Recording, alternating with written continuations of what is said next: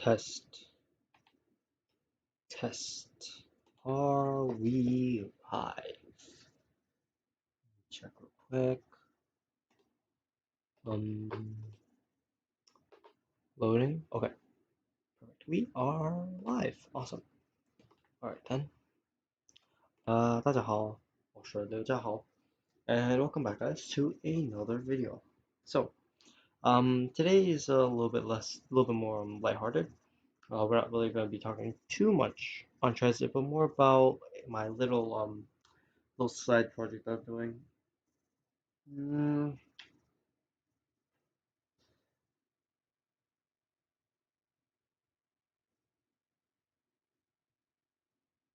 Alright, let's see. Hold on 1 second. Okay.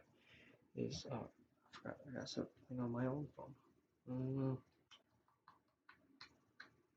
Alright. No, we know. Okay, so this is it's okay, Matthias. So today is a little bit more lighthearted. We'll be looking at my little project I'm working on once I close my Discord browser. Okay, so I want to talk about my little Metro line project I've been working on the side. Oh, that's laggy. That's very laggy. Okay.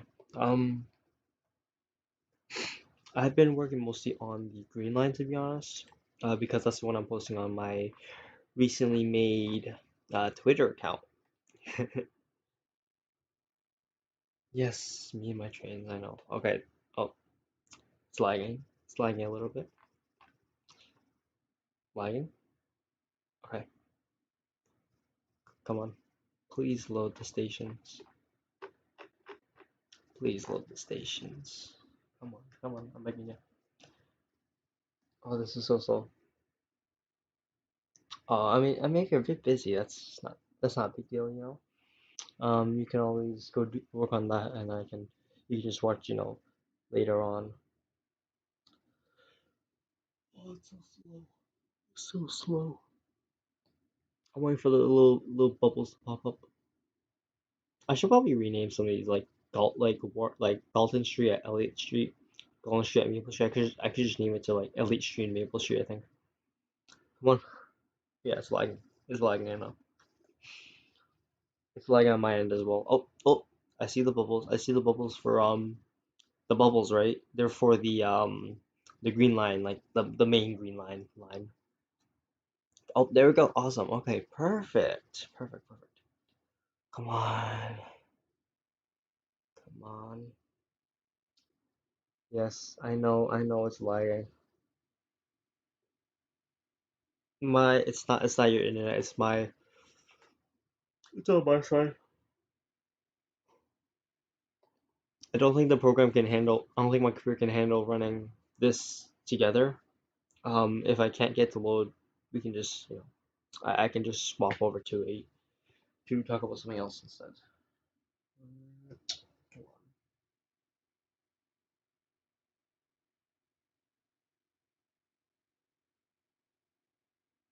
Come on.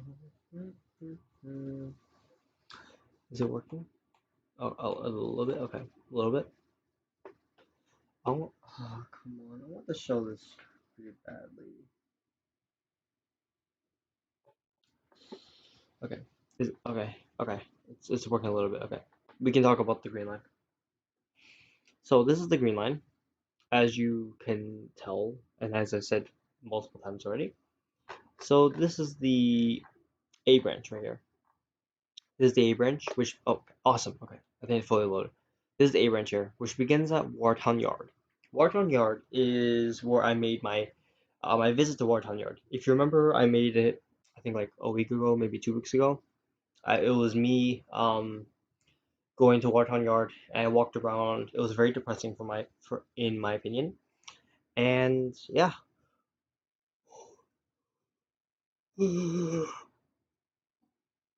away the tiredness. Oh, it's my posture. So the A branch line, right? It begins here at Wartown Yard, and it moves on to Gallen Street at Elliott Street. That's where it merges between Elliott Street and Gallen Street. Uh, is it Galton or Gallen? I don't know. It should be one. I probably typed it, but it's so laggy. I can't probably edit it right now. I can't. Okay, I can. Gallon. I'm pretty sure. Yeah, gallon, not Galton. Let me edit. Let me see if I can edit that without it dying on me. Come on, come on, come on. Okay, come on, come on. Oh, okay, no, never mind. Okay, it's not gonna cooperate with me. So, I hope you guys can hear me. So, the green line begins. Again, this is my proposal, not proposal. Okay, there is an actual green line, a branch green line, and it began at Wharton Yard. That was the terminal station for it, and so it moves on to Gallon Street, Elliott Street, Gallon Street, at Maple Street, the Charles Bank Road, Vernon, Tremont Street. What is it? Waverly? Hmm. Okay, can I move that up? Okay, I'll edit that post later. Okay, next is Tremont Street at Coughlin Street. Come on, load. I'm using OBS right now. No, I don't think it's OBS. OBS is pretty useful. I think it's just because like I'll be honest, Google Maps is pretty laggy to begin with, so I think that's the problem. I don't think it's like OBS. OBS has been encoding overload. Okay, my video settings says I just got a notification that my video settings is a bit too high. Let me see if decreasing it would help. What is this one? Okay. What if I do that? Does that help? I think it helped a little bit. Let's see. Yeah, I mean a little bit, but I'll be honest. In general, like Google My Maps is fairly laggy, so having this run together, I think that's why it's not cooperating properly. So I did base this off quite a bit on the actual MBTA A branch line, on top of the current 50. I think the 50, this 52. I believe it's the 52. No, 57. Sorry, my bad. 57. Based off the 57 line, which is the one that runs between Wharton Yard and I believe Kenmore. And so I based it quite heavily on that on that like that route. And I mean, I think it's a fairly solid map.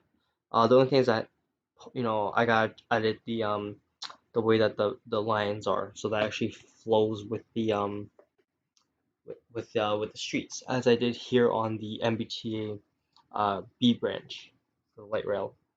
So from Oak Street moves on to Brighton, then Jackson, followed by Alston and Linden Street. At Linden Street, right? Come on, come on, come on. At Linden Street, right? That's the last one for the A branch, which then emerges into the main line, like the Green Line's main line, right? The one between Boston College, which is the B branch, all the way to I believe North Street. Is it Old North? My bad, Old North. So the A branch merges onto the main line at Babcock. Okay, from Babcock, that's where it ends. Like it'll continue onwards until Old North. If you see here, if I can scroll up, Green Line A branch, right? It goes from Watertown to Old North with a total of 34 stations, and it's a total length of 8.05 miles. Now we're gonna move on to the B branch. If you guys have any questions or if you want to say anything, go ahead. Okay, the B branch. I have it's a bit more I think curvy looking. Outside like the suburban exterior of Boston, and move into the interior. Oh, here it froze. I hold on one second. Don't freeze. Okay, it should work now. I think. Am I really? Is it? Oh. Okay. All right.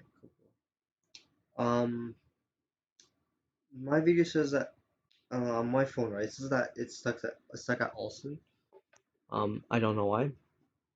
All right. So continuing forward, we will be beginning as the beginning, which is the terminal station for the B branches westbound. Well, you can call outbound. Actually, in my honest opinion, I prefer cardinal directions for if it's going outbound or inbound, rather I like saying like northbound or southbound rather than talking about directions in um directional, right, in terms of Boston. Because once you get to like north of Boston, you're technically going outbound, right? But still technically inbound. So I prefer saying northbound or southbound or westbound and eastbound. All right, so yeah, it might be connection as well. So just be aware of that. So we're beginning at Boston College. Then we move on to McMullen, followed by South Street, Chestnut Hill Avenue, Chiswick Road, Sutherland Road, Washington Street, Warren Street, Alston Street. So yeah, if you as you can see, I added a couple extra stations, like right here, right? This is McMullen. It's between the Boston College and the South Street, followed by after Sutherland, because these are fairly close to my opinion. I also added, come on, load, come on, show it. Washington Street, which is between Sutherland Road and Warren Street. Those are the additions I've been making. Come on, come on, come on. And then after Alston comes Gig Street, which I believe I added as well. Gig Street, it's a new one that I put up. Come on, close it please. And then right here is Harvard Street. I put Harvard Avenue. I see Harvard Street there. What is this? I don't think this is non-existing one, I believe. Oh, that's atrocious to scroll in. That's so atrocious to scroll in. Okay, Harvard Avenue does exist. Okay, cool, cool, cool. I didn't see. I was like, wait, I thought I was losing my mind. Okay, so Harvard Avenue is there. Geek Street, yeah, okay, Geek Street's right there. Cool. And you got Packard's Corner, so Geek Street does exist too. I think I am losing my mind. But I'm pretty sure the B Street is the one that I have like the less additions made for. So there's Packard's Corner. Here's Babcock Street. As you can see right here, where I'll have to edit this up again, but like right here, right between Packard's Corner and Babcock Street, that's the turn the turn I've been talking about in my Wartown video, where the A branch would split off right before Packard's Corner, and at that switch, right, that's the difference between where we go on to become the A branch and split off to become the B branch. So following Babcock Street, you have Amory Street, Boston University West, BU Center. Come on, come on, follow along, follow along. Keep going. BU Central, BU East, Blandford Street. And at Blandford Street, that's where it'll connect with the C branch. Come on, load up Kenmore. Okay, there's Kenmore, which will link up with the D branch.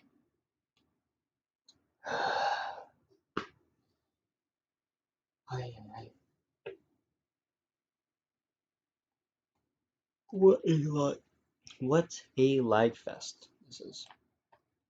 From Kenmore, it will connect all the way to Heinz Convention Center, because I believe it's at Kenmore where the line changes from overhead to underground. So with underground, I particularly do not really care too much on how straight it is and aligned with the street it is, because I don't know for sure exactly where the tunnels are, so I'm just gonna leave it like that.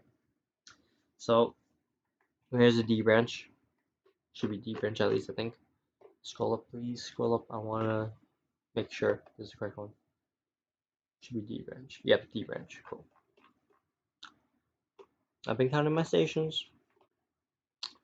Alright, so from the Heinz Convention Center, it continues on to Prudential. One. Actually, sorry, my Newbury. Heinz Convention Center, and then Newbury. I think I added Newbury. I'm pretty sure I added Newbury. So Newbury is in between the Heinz Convention Center, which is usually called Heinz on the maps, and Copley. At Copley is where the E branch is connected towards. E branch is the one to I don't remember actually right now. I can't remember right now. What a disaster. This is the Bay Village, which I added on my own accord, followed by Arlington. And then in between Arlington and Boylston, I also added the Public Gardens as an actual street. Sorry, as an actual what's it called? As like an actual station. So it is also an underground station. It should be running alongside the actual where the trains are. And then it just follows up the basic road again, Boylston to Park Street to Government Center to Haymarket. And then that's where it also changes again. So instead of the main line going up north to the Science Park and Leshmere, instead continues inwards through North End. So from Haymarket it pulls back out again from the streets. So like it'll like turn here, go into like this over right here in between the roads, so that I can then turn back onto the street line. That's a street line. So Hanover, and then followed from Hanover to North End, and then Old North. That's Old North is the terminal station for this. I don't know what happened with this one. I think I forgot to change that up. I'm pretty sure like from what I remember in my original design, like these are supposed to be street level stuff, so I gotta fix those lines. That's the Bree branch. If you want Bree, if you want word statistics, yeah, statistics on it. Thank you, Matthias. Thank you. I'm glad you are liking this railway. This is for my city, by the way. Well, hopeful it can be. I don't think it is fully. Also, there's a lot of railway here, by the way. I think it's cool. I should probably check it out one time. Well, I should check it out, for once. So it's along the Soldiers Field Road and the Turnpike. So if I go to like Babcock, take this road, Babcock's rail station, by the way, and past the Nickerson Field, I can probably see all this. I think it's a rail yard by the looks of it. So yeah, this is B branch, which is the primary line. A total of 32 stations and 6.97 miles. So it's much shorter than the A branch. And I believe much fewer stations, right? Much fewer stations, I believe, isn't it? 34. Yeah, it's not a lot more, but it's a couple fewer. Two stations fewer, I believe, right? 32? 34 was the A branch, so I'm pretty yeah, 32, yeah. Pleasant College to Old North. So now we're gonna move on to the C branch. C branch.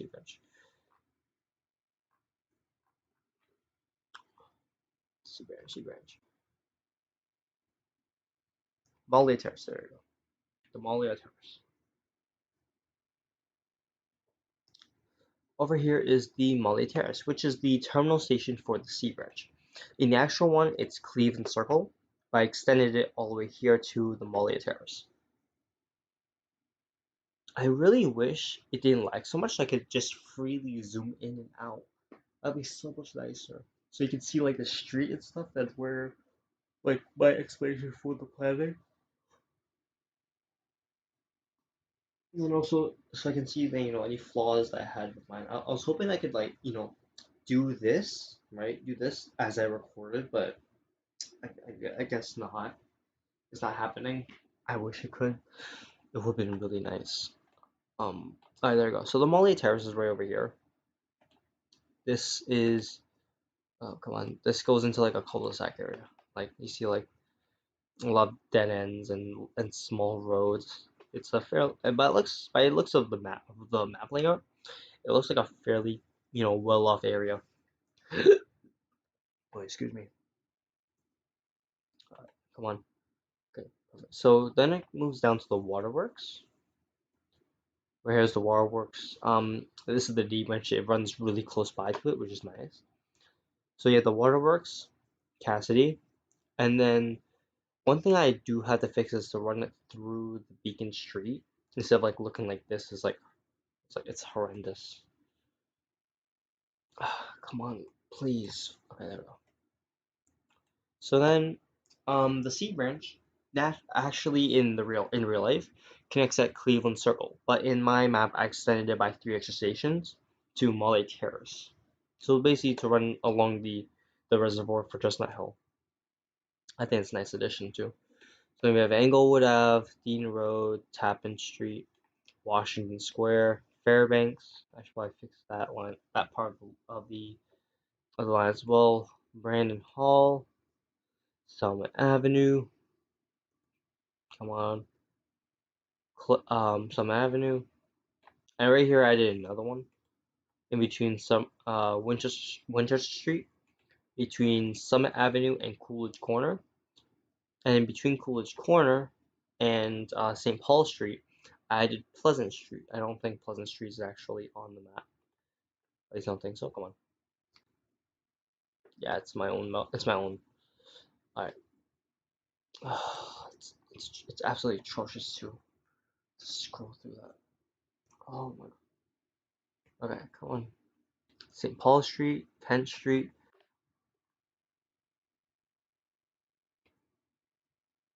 Okay,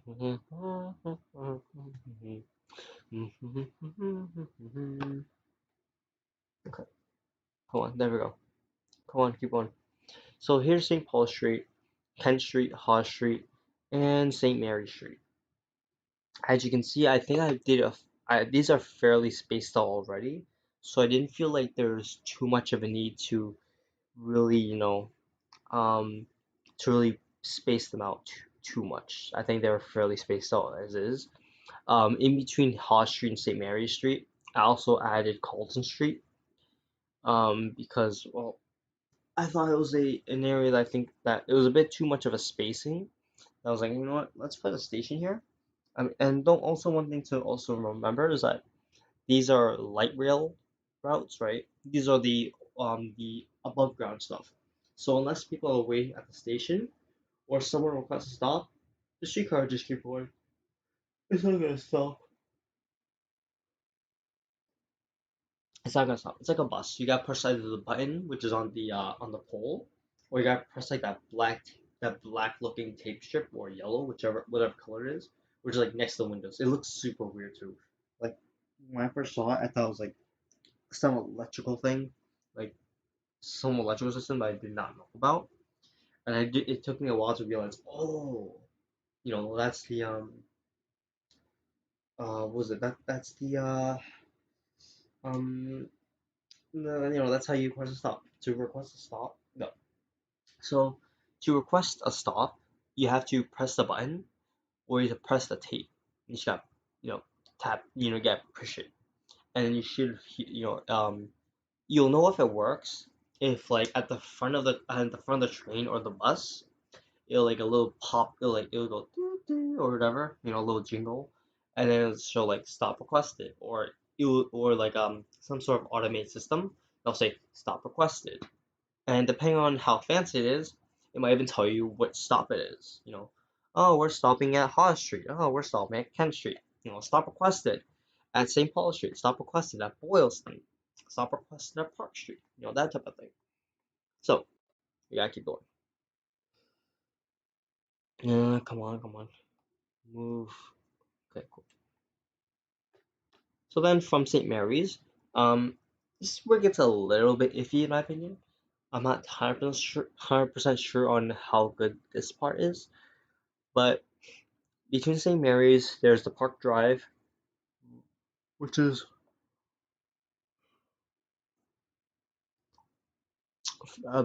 so there's the Park Drive, and then there's the I-90 and BU South. So we have BU West, BU Center, BU East, and then added BU South. I thought that was a proper decision on my end. Oh, excuse me. No, is that the Fenway? Fenway? Yeah. The way I structured it is a bit odd to say the least. Like for the C for like the C branch, right? I started from west to east, but then for the D branch, I built it up from east to west. Come on, let me click on it. There we go. So this one only goes up to Blandford Street, C branch. So the Molly Terrace to Blandford Street. That's it. That's the whole line right there. In total, that's only 7.06 miles. I didn't connect it like in the present day, right? It goes up, I think, to I think Park Street. I can't remember right now. I can't remember, but I think it's like Park Street or Government Center where the C branch actually stops as a terminal and then loops back all the way to Cleveland Circle. But in actuality, in my map, right? I'm having it go from Molly Terrace and then Blandford Street. From Blandford Street, it'll circle back and return and make that return journey. The reason why is because, as you can see on the right, there's quite a few branches, 7 branches in total. So that's my reasoning for why C branch is a little bit shorter than in real life because there are other lines I have. Um, I may change that in the near future. Maybe I'll put it up to Park Street or like somewhere around there because it is a fairly busy area. So I do think that maybe adding the C branch, it'll also help ease the capacity between transport use for the A branch and the B branch, which you'll likely have, which now that I'm thinking about it, you'll have to transition over, right, from an A branch or a C, uh, an A branch or B branch Green Line train to hop onto the C line, which may also have capacity problems if a lot of people are using it. So I think if I do extend it over a little bit more, I think it can help ease that up, especially in the busy parts of Boston. All right, come on. Okay. So next is the D branch. Oh yeah, 23 stations and a total of 7.06 miles.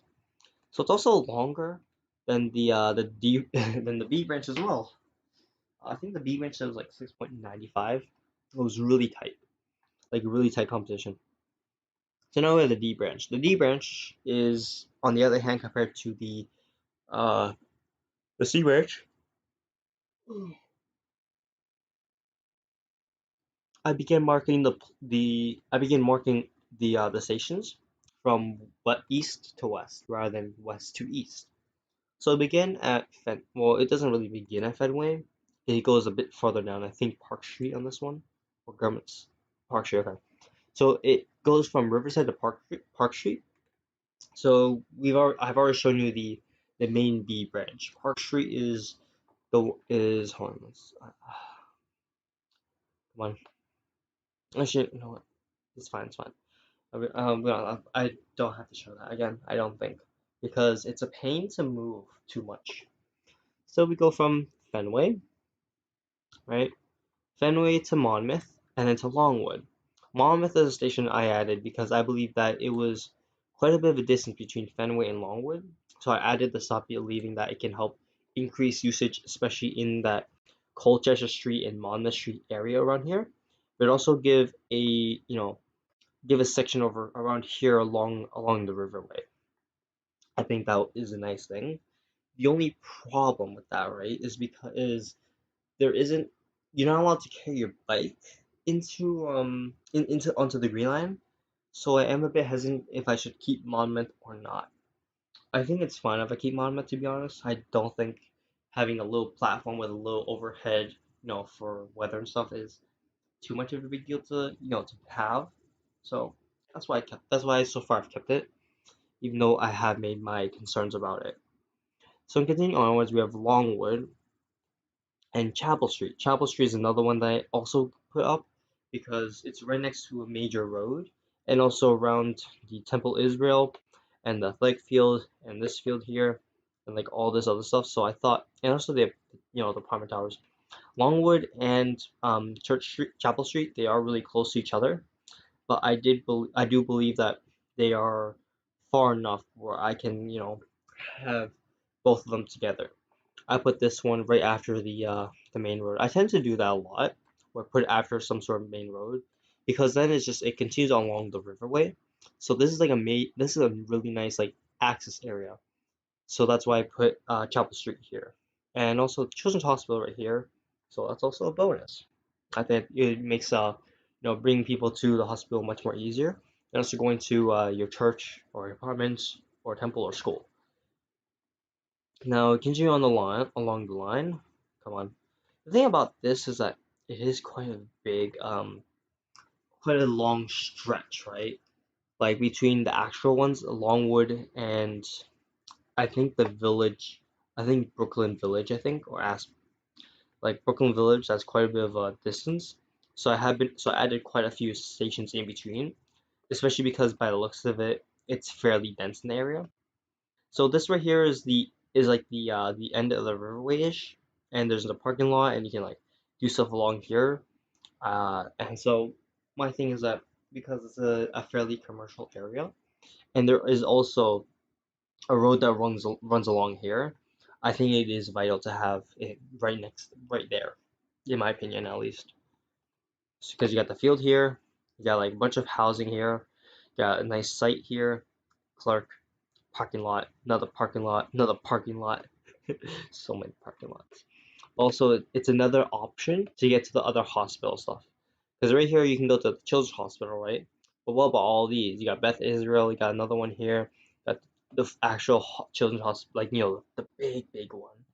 I think I went there for my dental appointments. I think I forgot if it's that building, but like it was a massive building to go for my dental. It was like on the fourth or fifth floor, and it was just huge. I think it's that one right there. But I think it's very vital because of all the health stuff available in the area that you need to minimum, you know, because if you can go one direction, but you can also go another direction. So that's my thinking at least. You see like all that red, that's all like hospitals. That's like all medical stuff. Now if I keep continuing on, we have the Aspinwall Avenue, and that's right next to the playground, little playground, and a relatively close distance between the two, but not too, it's a decent distance, I think. It's not too much, and there's also quite a bit of housing in the area, so I think it was a good choice. And like I said, this is a street line. This is a light rail street line, so having too many stations isn't that much of a problem unless it really starts slowing down the services. I know that is a there was quite a bit of problem on the B branch, and recently they closed down two of their stations because of how close they are, and replaced I think with one.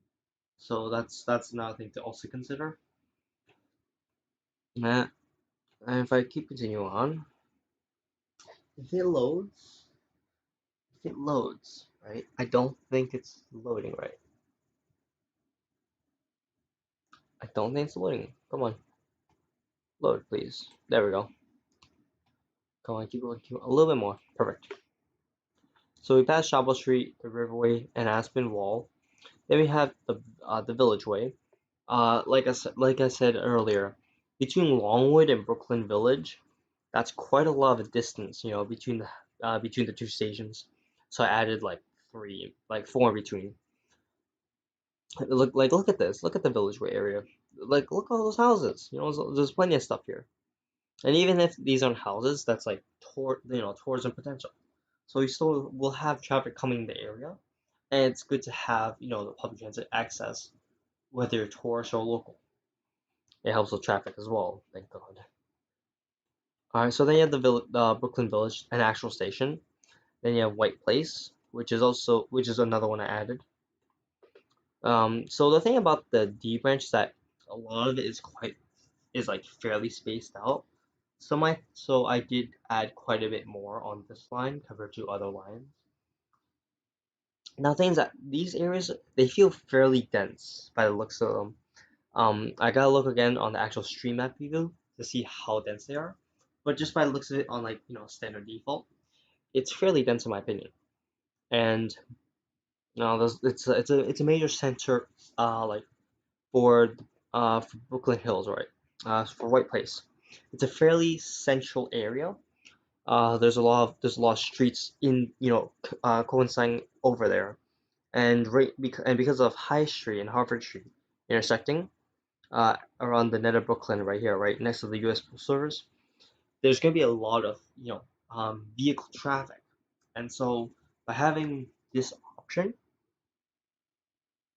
no, public transportation is a good thing. It help I believe that public transportation is a very good thing because it removes cars off the road. It gives you another option if you don't want to drive, and if you can't drive, right, or too poor, you have an alternative that can actually be affordable for you. It's also because, at least in Boston, right? We have the light rail. Light rail is fully electric, and it's much more efficient than having like a Tesla. It's also much cheaper, in my opinion. Like the light rail, right? I think it can carry like a solid 80 to 100 people. If you drive a Tesla, and if you maximize the space in the Tesla, which is like 4 people, right? For 80 persons, you look at 20 Teslas right there, which is $100,000. That's like $2 million. So I think you're getting your money's worth by having the light rail system. A train straight to the Confucius Society. All right, Confucius Society. I mean, yeah, if you want, go for it, But I'm mainly focusing on public transportation on this one than Confucianism or Sinocentrism. Alright, come on, load please, load. So then we have Leverett Street. And between Leverett Street and Brooklyn Hills, again, I had to add another station. That's just too much of a distance just to not have something there. There's so many houses, there's a playground, there's all these other was it like businesses around, and so you gotta have something in between. Even if I just plop it for there, just to plop it, it's not gonna make a difference even if no one uses it. You'll just pass by it very often as a result. Brooklyn Hills, it's an existing station, so I do have to put it on the map. I probably didn't clarify that on my little list of rules that I'm following. I forgot to put that on. That I have to add all the existing routes currently in place, even if I don't like it, or even if by moving it, it can actually improve service. So I do have to work around that also. Come on. Okay. Um, my okay. Come on. Let's go. Keep going. So the problem about Boston and a lot of American cities, after you get to a certain point, it gets really, really suburban, and the density just drops significantly. Now, earlier in like around the Brooklyn area and like Fenway, I had, I was doing all right. BU too. BU is very dense as well. But after a while, you can see the housing. These are all single family, likely, or some sort of like other similar like low density type of housing. Oh, that's a mess. That's like a major cul-de-sac. Ooh, I look at that. That's like, oh my God, look at this. What a mess. That's such a mess. Oh my God. Whew. What no. So here's Summer Road. Again, another major intersection. This here, it intersects between Blake Road, Clark Road, and like runs right near Summer Road. So that's why I put it there. Huh. Albedo's playing Hold Fast and Soundpad all at once. Continuing forth, you got Beaconsfield Road. Again, housing. There's housing here. If there's quite a bit of housing, just plop one in. It does. I personally don't think it's gonna hurt that much by having a small little station. Even if it's just a cement or hempcrete, a platform, like platform, and then like just a little like thing above to just protect someone, if it rains. I don't think it's asking too much. Kaczewski's wife, when hearing about proposal, the students should walk, not be lazy. Okay, well, in American society, in American society, right, the likelihood of you walking is very minuscule. And so by having the public transportation, it will encourage people to walk more. Because there are less cars on the road, it's also more friendly for walking. And by being more friendly for walking, you can also walk more. For me, for example, I'm a student. If I want, I can take the train, but I can also walk. I have the option. I have the option to bike as well. And all of them are also eco-friendly, and it's not a car. I'll have to spend like $2,000 a month on insurance, on gasoline, on repairs, and all these other maintenance stuff. I pay um like $100 a month instead of 2,000. So I'm saving money. I'm also being proactive, and like okay, I'll be honest.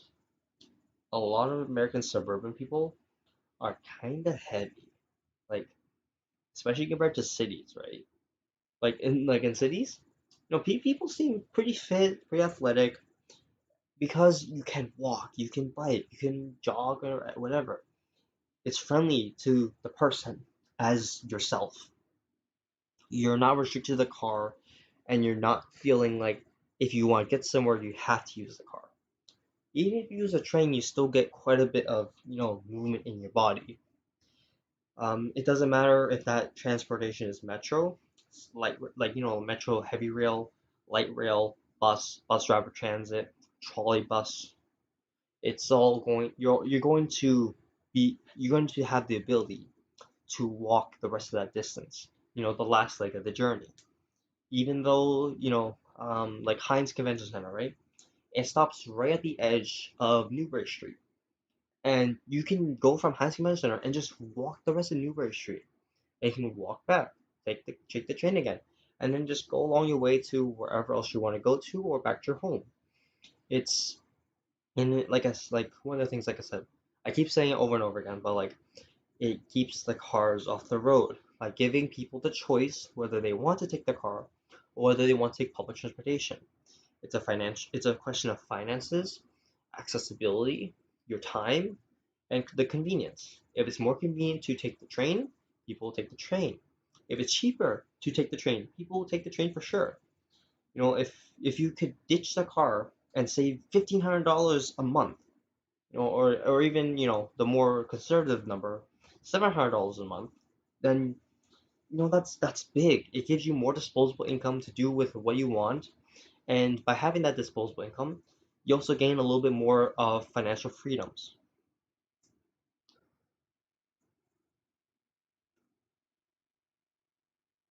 Just all right. So, what Walter's Albus is saying, just make a railway through public housing. They'll tear down that garbage anyway. I like where I live, they're doing that. What do you mean by that? Like, I don't fully understand what you mean by that. So just make a railway through public. Hold on. I got process that comment. Hold on. Just make a railway through public housing. They'll tear down that garbage anyway. Like where I live, they're doing that. What do you mean by that? I mean, you don't have to, just you don't have to like how to say, like, public housing I have like no problem with. My only thing is like if it's affordable and people can afford it, go for it. Go take the option. The thing is that suburban housing is much more cheaper um than urban housing, mainly suburbs, because the real estate racket needs. Well, the thing is that all right, let me ask you this then, right? What costs more, a building, right, with like for like a small townhouse next to a train station, or a suburban home next to the highway? Which is gonna have a higher real estate value is my question. That's like whenever the things that whenever they like all right. So how should I phrase this question? Hmm, I'm not phrasing the question properly, I don't think. But to put it simply, where whenever they open up new public transportation, right? Whether that be a light rail, light rail or streetcar, a heavy rail metro, a commuter rail, or even a bus, the general value of the land tends to go up. But whenever they build a highway, it actually goes down. All right, that's the that's my that's how real estate tends to work, because by having the public transportation access, the property becomes more valuable because you have the option over there. So let me continue onwards. So we have Beaconsfield. I gotta get through the this line actually. Beaconsfield. Come on, load, load, load. Come on. Which one's this? Waldstein Park. I think it's kind of self-explanatory why that exists, or the naming of it. One thing I do agree is that my naming isn't. Well, yeah, American infrastructure.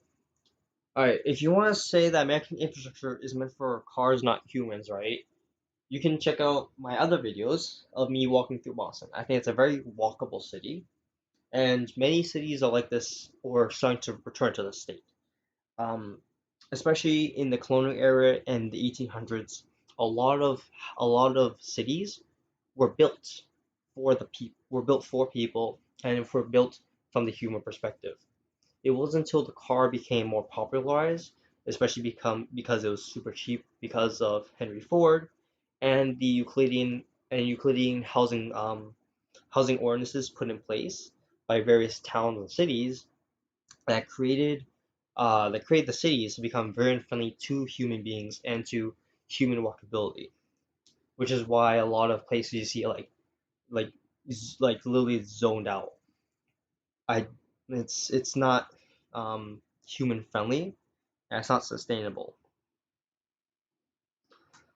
It like if you see like especially like a lot of the older cities or places that kept the original character of the city, you will be able to literally walk anywhere and affordably. You don't have to worry about stroads. You don't have to worry about 6-lane highways. You don't have to worry about even like in Springfield, for example, right? It's like in West Massachusetts. It's been there for a really long time, yet they still have 4-lane roads. Like they went through a transition from having a walkable city to having one that is meant for the cars. And in doing so, they made it unfriendly. But also don't forget, through through I gotta think of how to phrase it. But like through laws, ordinances, and pressure, we were forming our cities to go from the human perspective and from walkability and from sustainability to one of car centrism and having an unsustainable lifestyle. Because we did that, it just goes to show that we can reverse those just as much. We just need to put a little bit more effort because we aren't companies and we aren't, multi-billion dollar corporations that pushed those type of living styles. So we just got to push a little bit harder. And as a result, I believe that we can return back to this type of way of life. It's something that is helps everyone in general. I think that the disposable income of people will go up as a result as well, and people end up becoming more healthier.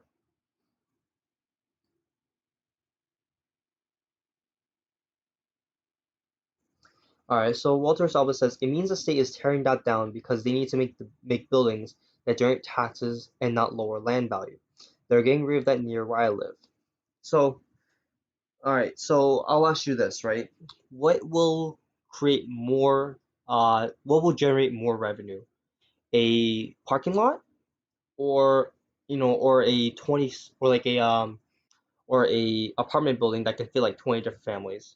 Which will be able to produce more revenue overall? If you had like say like five story tall building, right, that can fit like 20 families in the same size lot, that can have a parking lot, on the like literally just a ground level parking lot, which will be able to produce more revenue, not only for the person who runs the building, Also for the government who collects taxes on all that profit, which will create more. I'll ask you that. So my I gotta move over my computer, and I'm gonna take a quick bathroom break. So I'll be back in about 2 to 3 minutes. Give me 1 second. Right.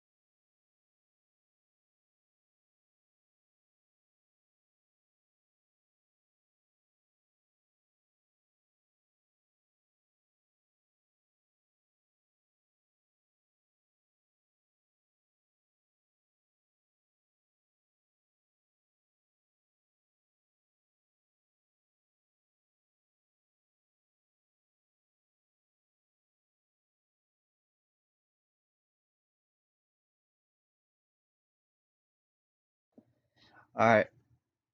I have returned. Let's see any. So what have you said so far? It means this. All right. COVID was great for motorists at the start.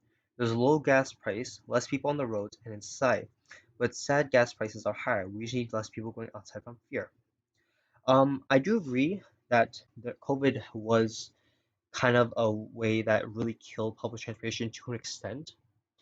It's not the same. We don't have the same numbers as pre-COVID, to be honest. And the thing about gas prices is that yeah, they are higher, but that will, economically lead to a general decrease of people using their cars.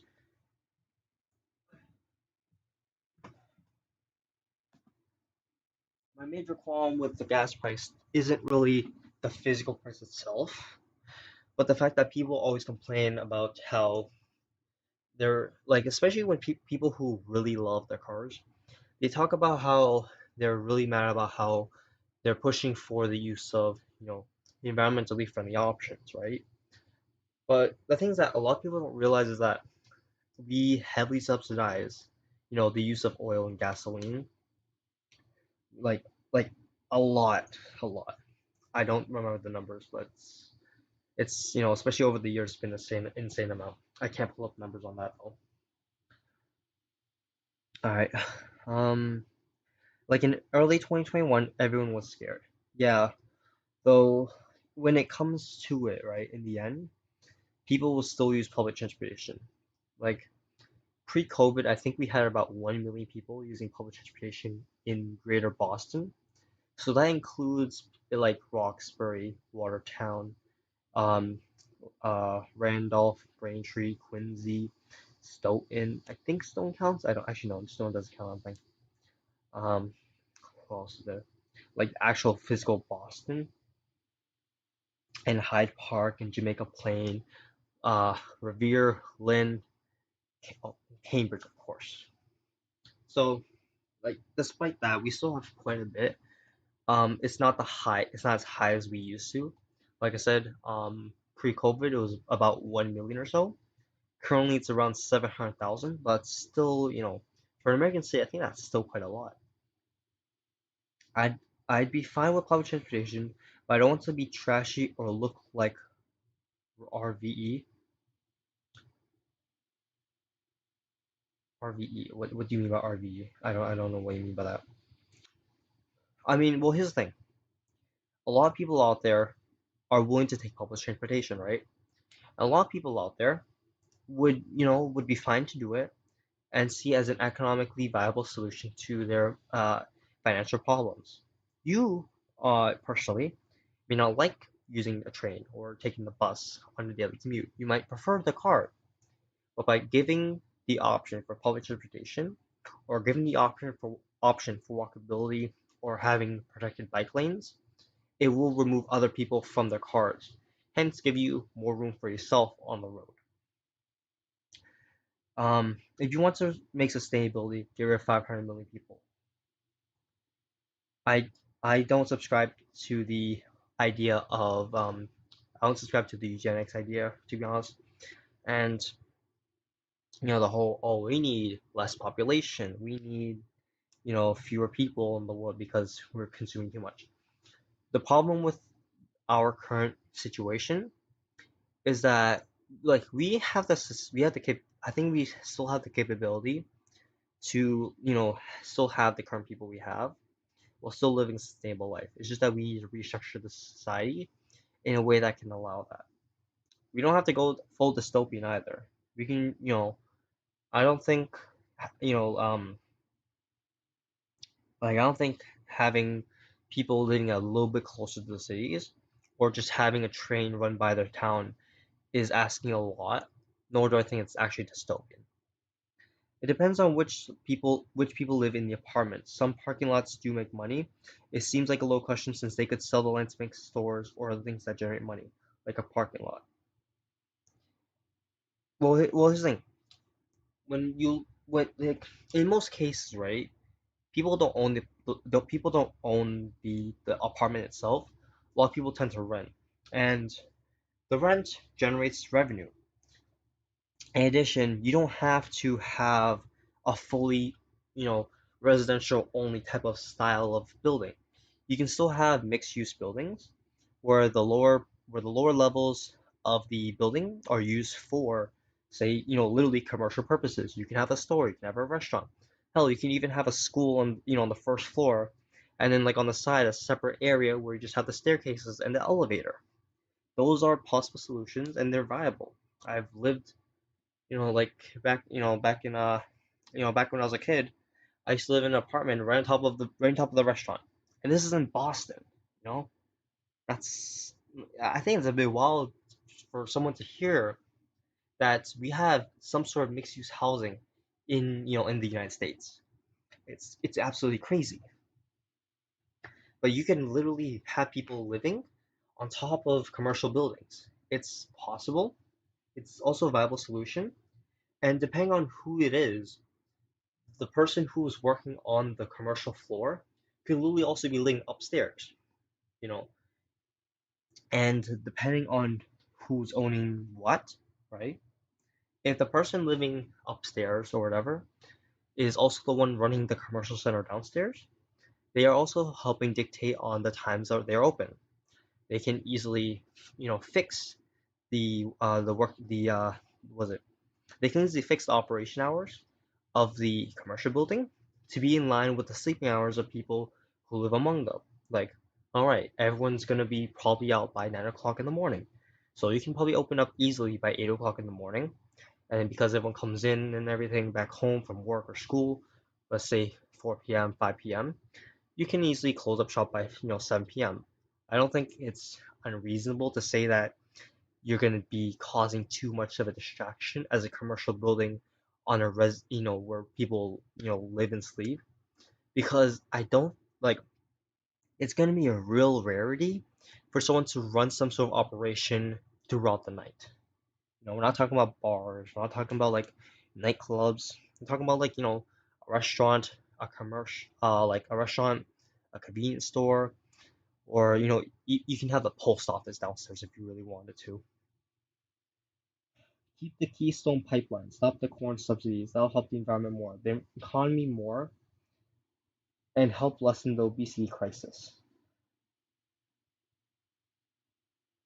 I said I don't want it to look trashy like Subway. Alright, I never watched the Joker, so I have no idea what you mean. It's like you can keep bringing up the reference, but I don't think I'll fully understand what you mean by that. Keystone Pipeline. My problem with the Keystone Pipeline is that well the well it continues on with the whole situation that that's being perpetuated as a result of the oil industry. Secondly, it goes through Native American lands, which is that's really disrespectful to say the least. But it's also you're going against like the problem I have with reservation lands is that they call it Indian reservations and such, but still government owned. So like those people who live there don't technically own the land. They're more like tenants, and so it's causing a lot of problems, not just for the people there, but also like the tensions between the Native Americans and the government. Corn, corn subsidies, yeah, I agree that the corn subsidies is something that we do need to get rid of, at least to some extent. By having the corn subsidies, it keeps things like corn syrup, high fructose corn syrup, and corn whatever extremely cheap for sweeteners, and that has had a heavy impact on society, and really greatly increased the obesity rate. I do agree that it's one way to help decrease obesity, but it's not the only way.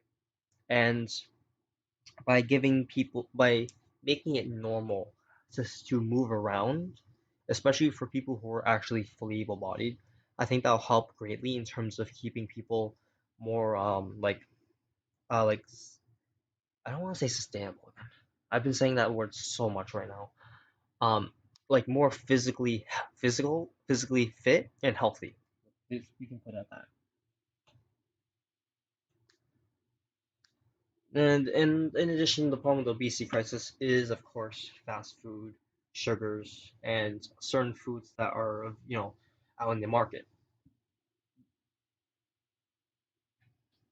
Um, and about that food, right? Like, there's a lot of McDonald's. I'll be honest. Like in my area, there's quite a few.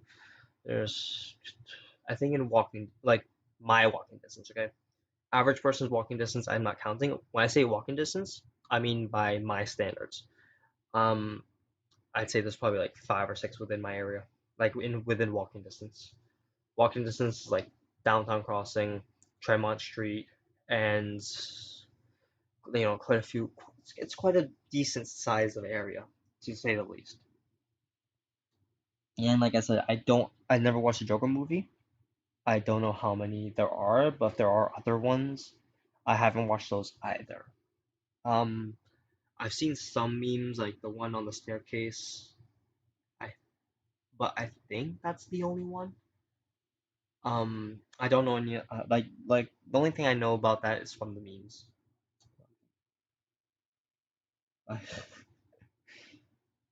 But like the other thing I do think that obesity can help be solved with is through having access to fresh food. There are a lot of areas, especially in urban cores, that there's a lack of fresh produce and a lack of viable options beyond just processed meats or processed frozen TV dinners and all that type of stuff. And so by giving that access, it will greatly help people be able to have the ability to eat healthy. Well, rather than just going out and to a restaurant and spending a lot to eat healthy food, they can eat healthy food at home instead.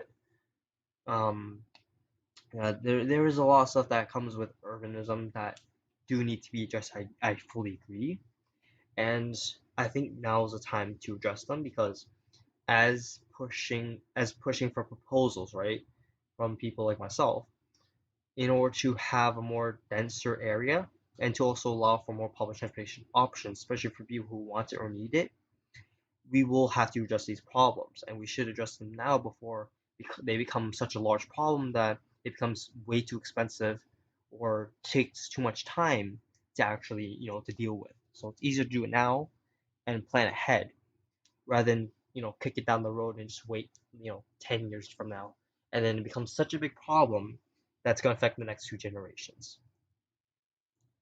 Like a bad 80s New York subway. My subway looks really nice. If let me see if I can. I actually don't think I can. Um, I'll post the video later, but I'll post the how the subway inside looks. Mine, I think the one for Boston, I think ours look fairly nice to be honest, and I hope it stays that way. If not cleaner, I would love it to be much cleaner if possible.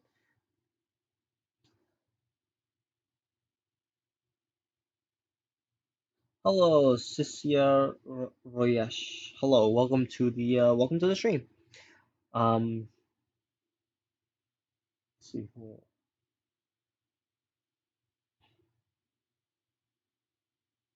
I agree very much, Alpha Wolf. Yes, public transportation is a better option than cars. It just needs fixing. I agree fully on that. I don't think that cars can fully be replaced as of like 100% no one uses a car. Like I think we'll still be seeing cars around, especially for those who need it. Elderly services, emergency vehicles, and disabled people. I think we will still be seeing those type of vehicles running around, especially delivery trucks. Like no denial, we won't. Four or six wheeler trucks. They're not going away. I see them every single morning walking through downtown crossing. They're always there in the morning. Just say physically normal. All right, physically normal. Okay, whatever. I use whatever people say. If people say they want to be called this, I actually don't have a problem with it. You know, like I've never had any issues with people wanting a preferred name. They ask me respectfully, hey, can you please call me this? Yeah, sure. You're respectful to me. I'll respect your choice. So let's continue back with the line. If you have any questions, keep going. I'll be checking I'll be checking the chat every minute or two, so long as this cooperates. I don't think it's cooperating anymore. Oh, it is. So we left off with Waldstein Park, followed by a reservoir, and it continued forward to the waterworks.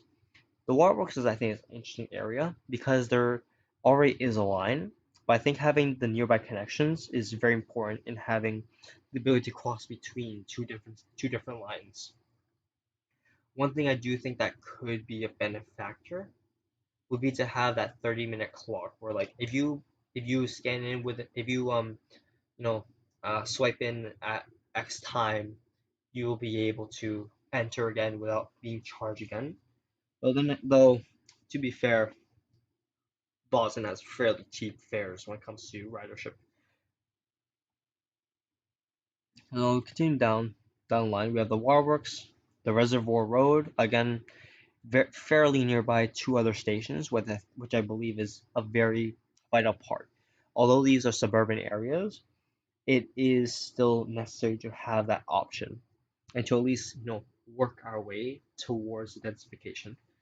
Like I know some people out there do still want their was it like their single family home stuff, but when you look at it, like you can still have a single family house. You know what I mean? I'm not denying the fact that we can't, and especially in a lot of areas, especially in like the rural countryside, there's no doubt about it that those are staying. But when you're like near the city, right? Like 30, 40 minute drive like length, right? You should be you should understand the fact that because you live so close, right? You need to have the ability to densify. We'll probably still see single family homes throughout the suburbs, near cities, but it can't be we're not like in on average, right? We're looking at about 70% or higher for American states to have an average of single family homes. Like we can't have that. 30% I can understand it's a little bit better, but 70%, that's the majority. The majority of it can't be that because we can't sustain that. We have so much traffic, so many people moving around that our infrastructure can't keep up. And just by building more roads, that's not going to fix the problem. It's going to worsen it. And I've noticed it especially while in Boston by having horrible traffic and everything. It causes I think an impatience among people. Everyone expects that they'll be able to get to X location or Y place within this time. If not, then screw everyone else. I want to get there fast. I've seen people people get cut off, their car crashes, road rage, and by decreasing the number of people on the roads, I think it can also decrease the time travel for people on the roads as well. Because the people who don't want to deal with that, they're going to be on the train. They're going to be on the bus. They're not going to be, sitting in the car in traffic, or trying not to die, or trying not to succumb to road rage. Uh, so right here's the come on, come on. So right here is right here is the Mario Terrace. That's the end. That's the terminal station for the C branch, I believe. And then right here is the Reservoir Road, which is a similar connector as the waterworks. Then we head all the way down there, all the way, all the way, all the way. Again, I think I might add a station in between, but the problem is there's like no one around to, just to service properly. So I am having trouble on wondering if I should put one there. If this place was a little bit more denser, like a couple row, like if they cut the Chestnut Hill Road, right, like through here, like through right here, right, and add a couple row homes there, and then like they made couple row homes down here instead of single family housing, I would definitely put a station somewhere around on this line. Little Caesars is $5.55 instead of $5. Very sad. Does that include tax or no?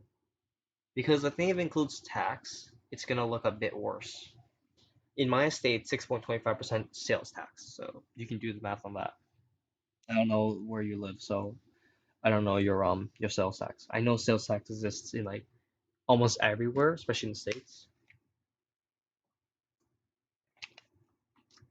But here in like Europe and stuff, the tax is already included.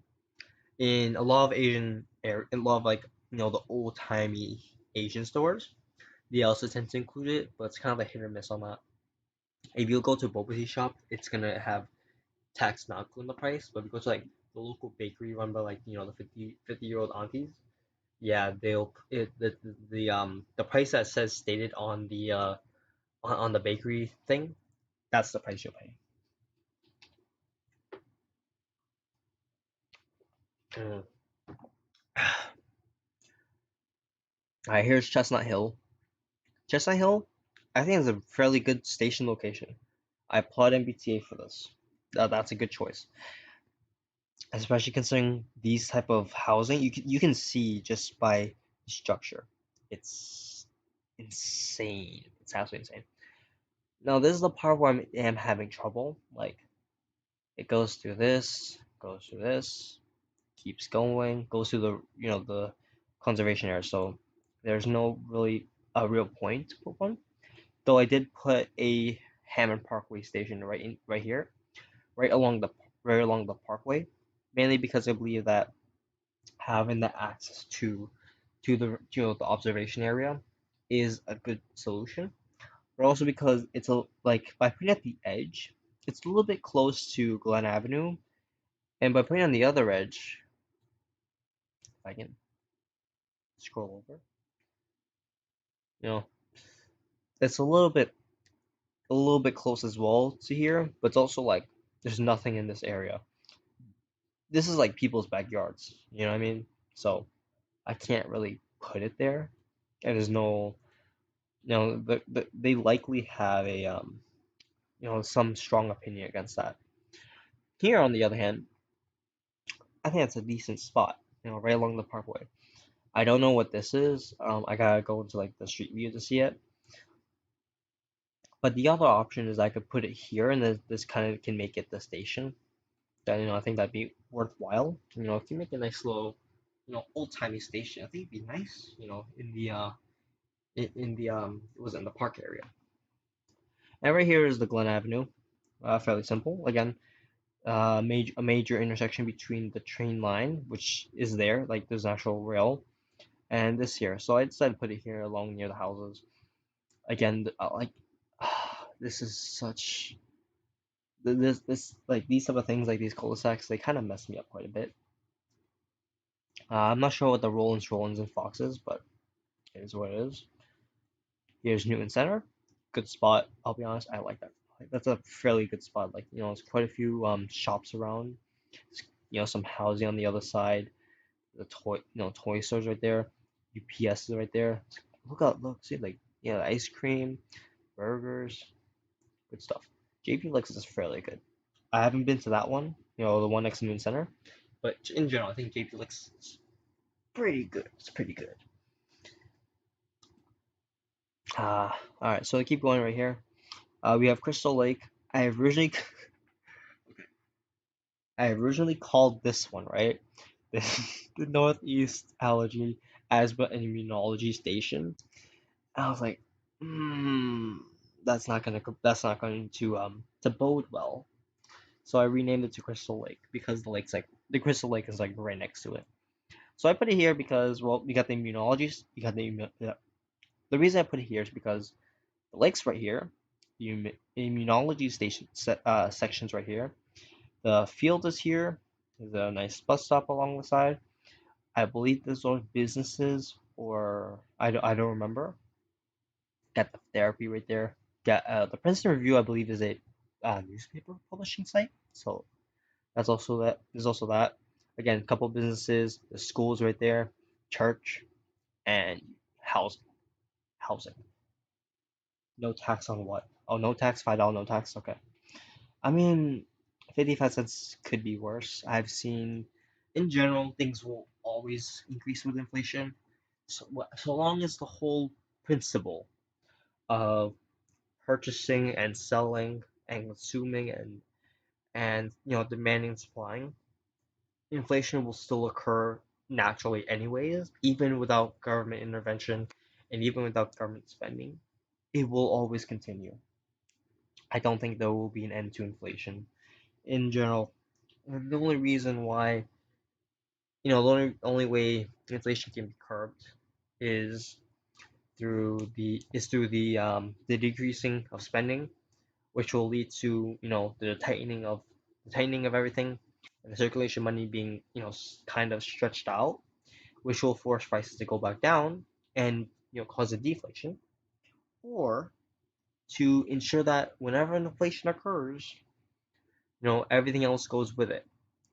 If the inflation of food goes up, then the inflation of people's wages should also go up, to coincide with that. Or else every single year at the end of the year, if you as a worker, get paid a wage and it's lower than the inflation rate, then you basically got a wage cut because the amount of money you were being paid that the year prior is now worth less. And if your wage can't keep up with the inflation rate, you're losing out money. So that's my 2 cents on that. Well, actually, no, it's not 4 cents. That's my 4 cents on that. I oh god, what is wrong with me? That was such a bad joke. All right, so I probably could put a station somewhere here, but it's the density is like really sucky. Like Newton's density is really sucky. So there's the Highlands, so there's like a massive, gap. I hate this gap so much. Between here, Crystal Lake, and here, New Highlands, this is such a massive gap, and I hate it. I don't know why this is called bus stop. I don't know. Don't ask me.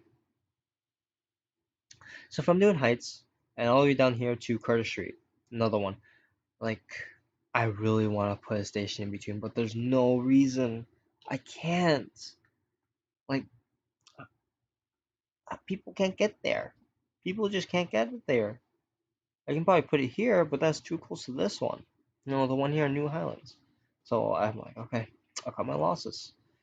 There's nothing else I can do. I don't know what this massive chunk of nothing is. This massive chunk of nothing. It's not even green. It's not even greenery. So I have no idea what that is. But then it curves up. So we have Curtis Street. Now here's the thing. Look at this. Look at this. This is Elliott, right? Newton Highlands is all the way over here.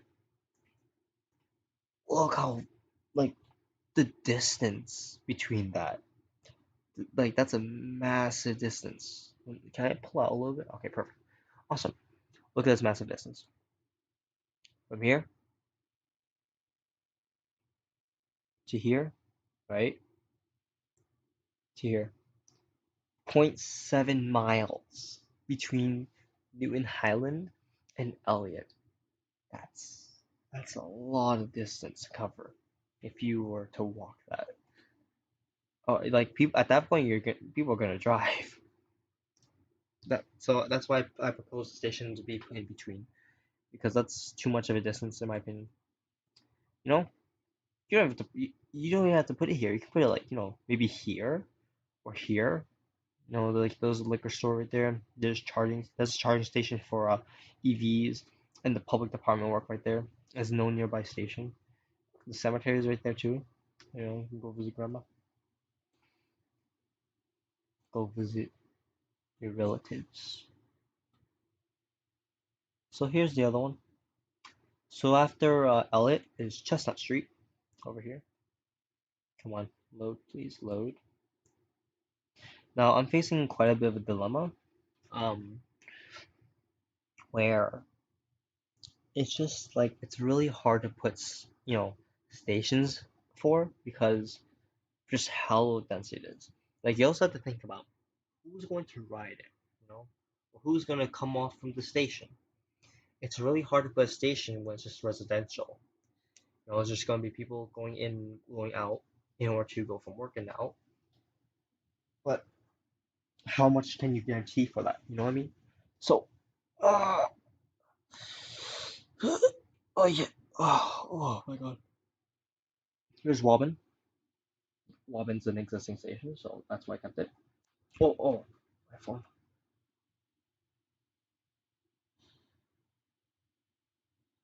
Hold on. Alright, I gotta text. I gotta check this text.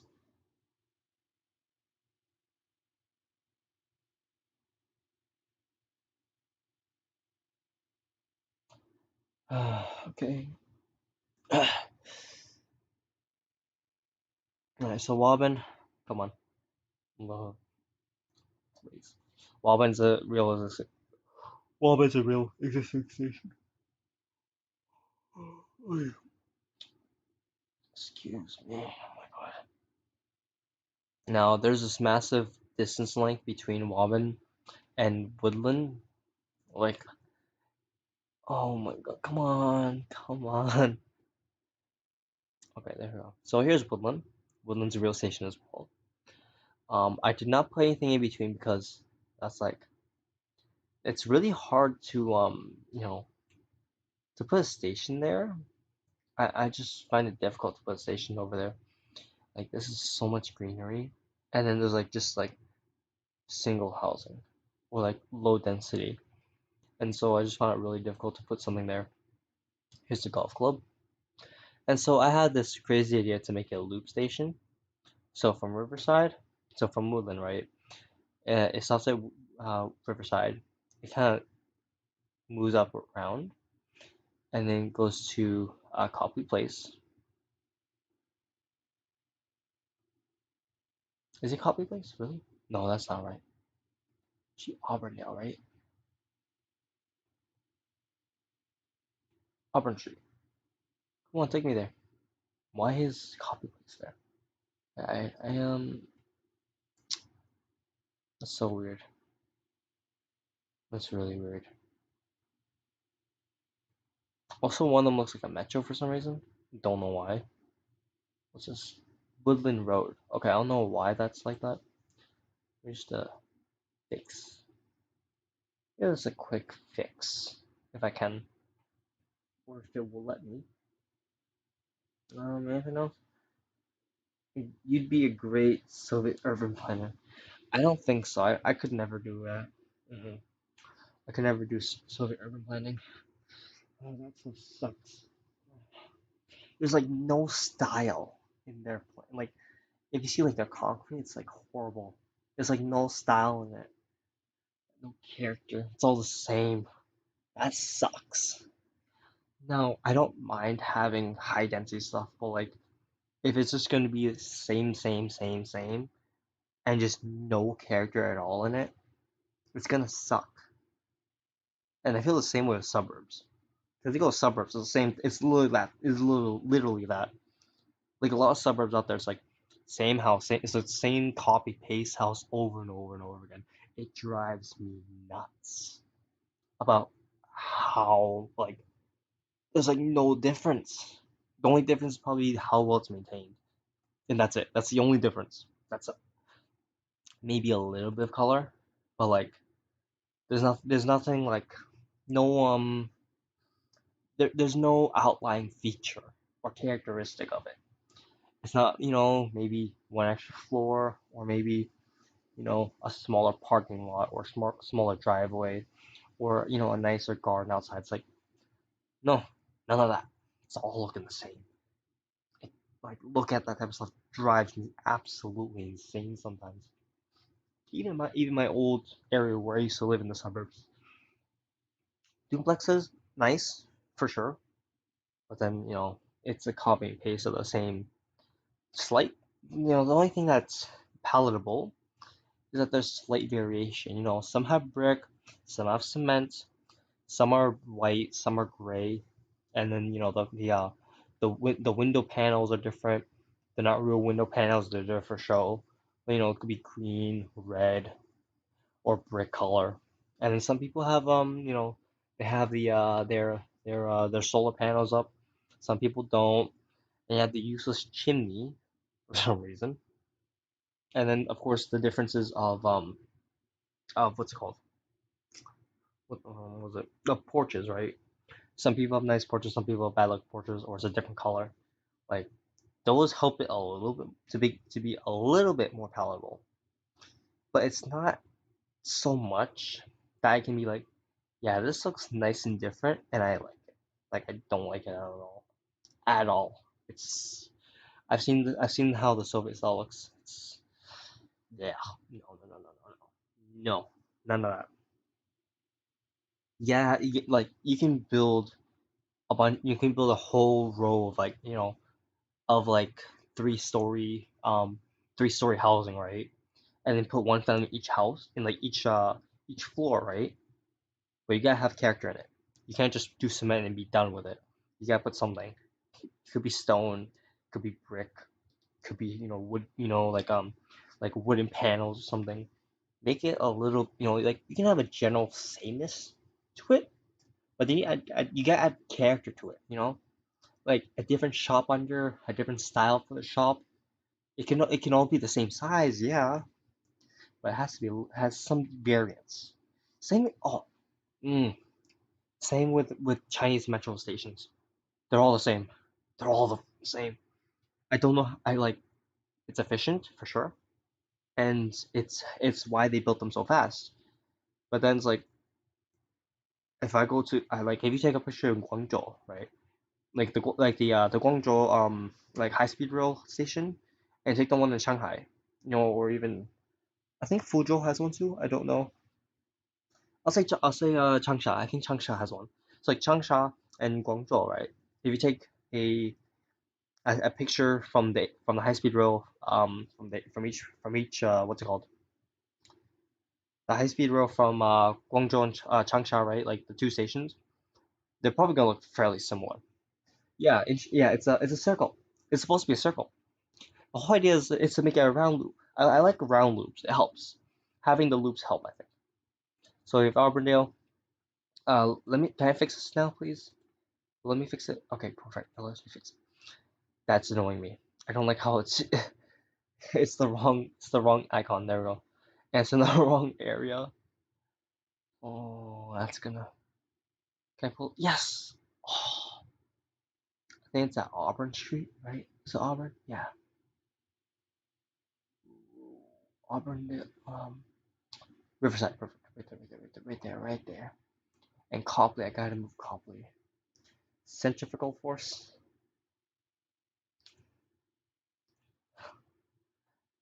I'm done with the United States. I'm done with them.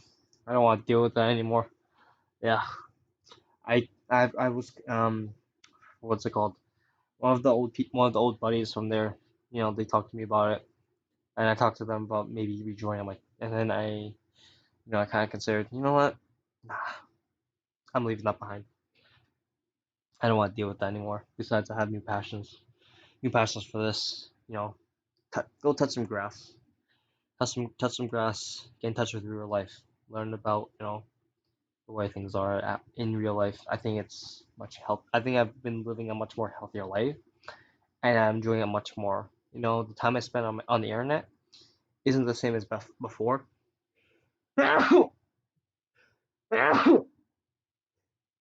Oy. Yeah. Like before, I felt like I was wasting away my time on the internet. At least now I'm doing something productive. I'm enjoying what I'm doing, and I think it's helping in terms of future plans. So I have no problem leaving that behind.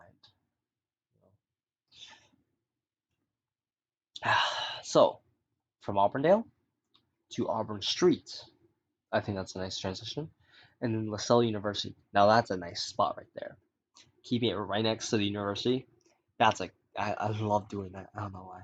I don't know why, but putting it nearest universities, that's gonna send your transportation ridership through the roof because a lot of college students are poor or like they don't have enough money, of course. So you gotta have an option out there that they can afford, and of course, it's through public transportation, of course. I know some people do drive cars, but if you want to save money, take the train. It saves me like I spend $5 a week, just to commute back and forth with home and everything for the train instead of spending $40 on gasoline. Oh, freedom! Financial freedom is amazing. So Washington Street and keep going southbound to Aspen Avenue, and then you hit the Woodland Gulf again, and then it just keeps going back. It goes back to Woodland. So the way that this loop works, right, is that it technically terminates at Riverside because this is where the train depot is, right? So trains will be coming inwards, right? They'll come up and through the loop first, and then terminate at Riverside, right? Upon which they'll leave again back out here. Though my other thought is maybe they can go around first, right? And then out, and then on the return journey, stop at Riverside, and then move back into the loop, and then come back. It's a bit was the text about your net? Oh, was the text about it? What text? I don't know what text you talk about. You talking about the guy who has horrible memory. So let's see. I've also had all right. So you might be wondering what these black lines are. These are planned routes. I had a really odd looking plan. I'll send it through here, go around. So those aren't done yet. I thought I could build them on the actual, on the stream, but it lags too much. So I'm gonna do it on my own time or in front of people who are, online with me at the same time. In a little bit too, I gotta end the stream. It's been lasting an hour. Um, you know what? I'll end it now. We went through like four lines only. I don't mind it. I think it was a productive hour or so. Welcome back, Matthias. I was considering just ending the stream about now. So yeah. I'll show like the whole route again. Oh yeah, welcome back, Matthias. So I was considering of like ending the stream now because it's been like an hour already, and I know it's like it's school night, so I know a lot of you guys do have homework. But just so you can see, these are all the rail maps. This is the whole map right here, the whole thing. All these bubbles here are stations. These are all stations on the map. And then once I clear it out, um, clean that off, clean that off. Maybe that's gonna run it smoother. Oh yeah, it runs much smoother. I can feel it already. Too much stuff. So this is the general map here. I'm gonna go in depth more on each of the routes again. Um, so before we end this, right? Here's the D line. It goes between Riverside and Park Street. Total 45 stations and it's 13.7 miles long. I think it's a fairly sizable one. Oh, thank you, thank you. Thank you. So here is the rest of it. Um, so yeah, I'm gonna just go generally through them, and then I can talk more in depth about them next time. Go on, pull up. There we go. Okay, so we'll talk about the red line first. Red line got long. So from Lexington all the way down through to Stoughton. So this is red line one. Sorry, red line one's from Belmont to Stoughton. My bad, Belmont Stoughton. Total 28.5 miles. Line two is from Ashmont to Watertown Yard. So Ashmont is all in the south over here, and it runs here through all the way around into Watertown at Watertown Yard, and it meets up with the A branch, the Green Line. I think that's a really good idea to have connections between different lines. A total of 12.5 miles. And the last red line is from Lexington to Stoughton, which is 32.5 miles. So Lexington connects to red line one right here, connects to red line two right here, connects to all the like most green lines right in the center, and I think the blue line and the orange line connects all the way down into here. The Mattapan line. Oh, hold on. Okay. So then here's the Mattapan line. It's one of the shortest ones on the map. This one goes between Ashmont and I think Hyde Park. Hyde Park, like right over here. It's much more better than just any at Mattapan, which that's like right here. That's like half the size. So I doubled it. Blue Line, I think was one of the largest expansions. This had a large expansion as well. Goes from the Esplanade along Stowe Drive and the Charles River. Keeps going. Wonderland's about right here, and extend all the way to Lynn, and looped it through Clifton and back. Same style as here in on the D branch for Riverside. I like loops a lot. I think they help. Um, I think they help like give more access, but also it looks nice and it keeps the train running. I think. I don't know. I really like loop lines. Then orange line right here. Well, let me if I can go down. This is the orange line. I believe that we can put more. Um, I think I can put a branch somewhere here, like into West Roxbury, into Dedham, or even into like into here around here. I was thinking of like cutting it through. Oh no, not from UNS. Alpha Wolf gave me a text a while back. And my sister too. They texted me, so I just had to reply quickly to them. So from the orange line, I was thinking of like connecting it here with the green line, right? Like around here for the green line F, and then either snaking it down through into Dorchester, right, along red line 2, or to connect it here, or I believe JFK UMass, I believe it's right here for red line 1, 2, 3, and the green line H. That's my options, and also to extend it through Medford as well, like so have the orange line have a secondary branch, right? That goes westbound into Medford and connects with the green line F,